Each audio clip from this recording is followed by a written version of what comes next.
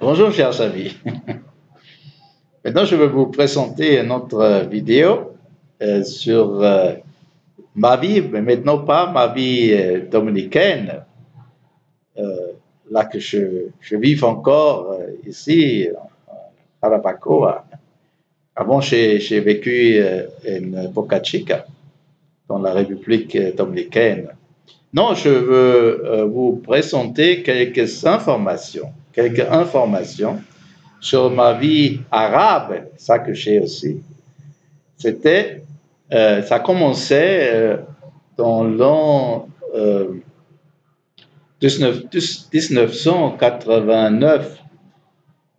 J'étais à ce temps-là, j'ai changé ma vie professionnelle, travaillant dans l'usine, dans la compagnie Siemens, construisant des plantes nucléaires, parce que j'ai réalisé que ça, c'est pas un travail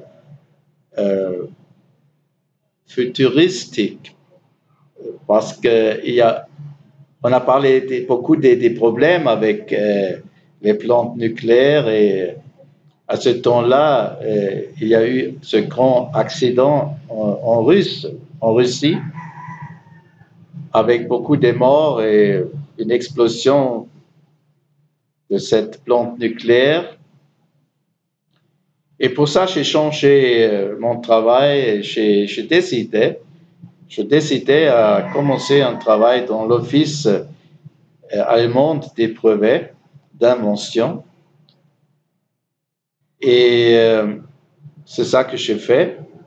Et après 13 ans de mon travail nouveau, j'ai reçu une mission de les Nations Unies, de l'Organisation des Nations Unies, pour aller à Yémen pour traîner les experts en Aden. À Aden, c'est au sud du Yémen, au bord de la mer Arabe. Bon, je vais vous montrer ça sur une map, et vous pouvez voir ça ici. Alors, venons de Genève. Ah, j'ai oublié quelque chose. J'ai reçu quelques instructions en Suisse pour mon comportement dans un pays arabe, parce qu'avant, je n'ai jamais travaillé dans un pays arabe. Ils m'ont dit que ne touchez pas des femmes arabes. J'étais très surpris sur ces mots. Et je disais non, naturellement pas. Et parce que ça peut causer des problèmes, parce que ça, c'est un pays islam, et ils ne sont pas très heureux s'il y a quelqu'un qui n'a pas leur fait, leur croix. S'il y a quelqu'un qui touche ensuite des femmes arabes. Bon, d'accord. Alors, je suis venu de la Suisse, de Genève, et j'ai passé un bref arrêt à Riyad, et ensuite j'ai conduit le vol jusqu'à Sanaa. Sanaa, ça c'est la capitale du Yémen. Et à Sanaa, j'ai eu la première fois une vue sur une monde totalement différente. Alors, j'ai vu des bâtiments aussi si merveilleux,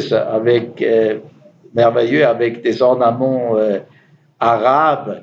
Alors, j'étais attrapé de cette impression. J'ai passé cette capitale avec des yeux grands, avec une bouche ouverte. J'étais passionné, tellement passionné de ce monde. Et ça a causé en moi un grand amour pour ce monde arabe. Et ensuite, j'ai continué mon voyage jusqu'en Aden. En Aden, c'était mon office où j'ai ensuite commencé à enseigner les femmes, surtout des femmes. C'était un homme et la majorité, ce sont des femmes, des Arabes, lesquels j'ai traîné sur son travail. Ça, c'était un petit office où on a enregistré tous des naissances, des brevets, de tous. Bon, et les femmes, et ça c'était très nouveau, les femmes n'ont pas eu des problèmes avec un homme entre elles. Et quelquefois, elles ont acheté de la classe ice cream. Et ensuite, on a mangé ça. On était autour d'une petite table, très étroite, l'un à côté de l'autre. Et chacun a eu une cuillère dans sa main et on a mangé ça ensemble d'un grand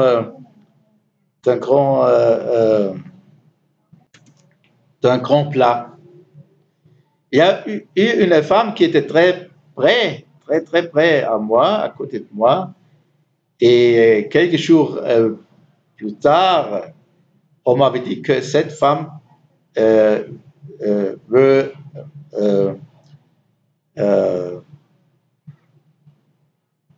comment dit-on